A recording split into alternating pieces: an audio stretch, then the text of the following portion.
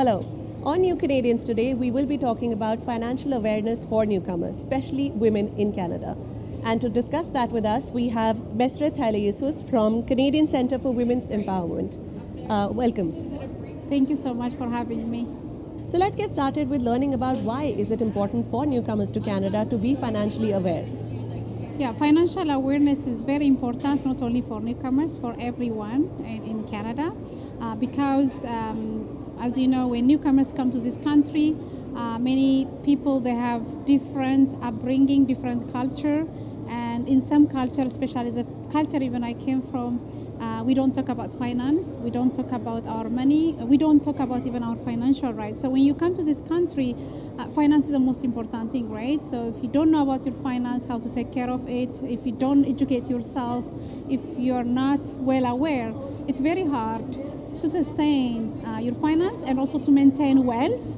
And as you know, in immigrants, especially with black communities, we don't talk about even generation wealth, right? So it's all about knowledge, it's all about breaking the cycle of poverty, ensuring your economic rights, and also it's a way we can be productive and then build the next, healthy generation in terms of finance. So it's very critical to know and then to educate ourselves on our financial rights. And now moving on to especially newcomer women. Women are more at risk of financial abuse as well when it comes to gender-based violence and inequalities. Talk to me a little about that as well. Yeah, so financial and economic abuse, unfortunately, it's the most hidden, under-recorded and under-reported form of violence. 96% of women who experience gender-based violence experience economic abuse. And immigrant refugees are high risk because of number of lack of knowledge, cultural barriers, the systemic even racism also, it's play crucial role for a women, to exacerbate the realities of financial abuse. And in addition to that, when we talk about financial abuse, we are not talking about women. The children is also impacted because there's a generational trauma. Women are living in a very precarious situation. The court system is not serving everyone else. So when you see the newcomers women, as a newcomer, and I have seen many women like me experience this kind of form of violence, but because of the taboo and then the cultural and the socio-economic barriers, it's very hard to detangle. And then it's very sad in that now my organization is trying to fight to end this form of violence. Now next, if you could share some tips for women to be financially aware and also to be able to understand the signs of financial abuse.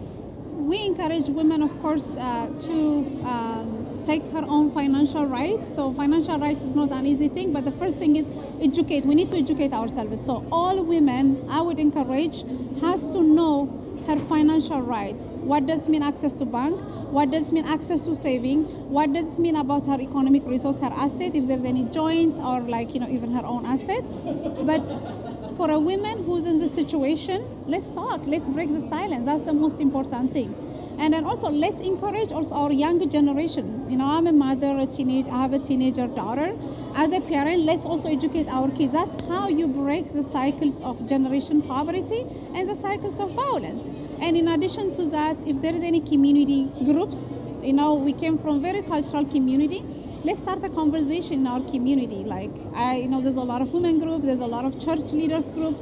Talking about financial rights shouldn't be a shame. And lastly, what I wanted to ask you was any other resources outside of your firm that you want to talk about in terms of helping women? So Canadian Centre for Women Empowerment, that's the only agency right now addressing all forms of economic abuse, which is economic control, economic exploitation, employment sabotage. So we developed the first Canadian mobile app for newcomers and refugees in this country. It's translated in 5 languages. So this mobile app called STEER. STEER means a screening tool for economic abuse recovery for survivors.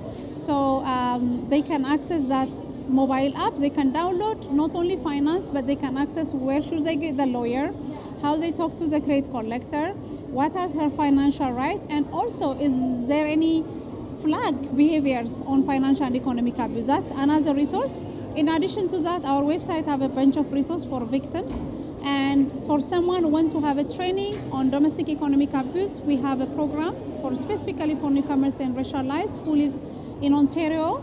and also beyond that. So that training also, it really helps them, not only training, but it enables them to repair even their credits. We have many clinics. Through that many clinic, women she can access and then any credit repairing program.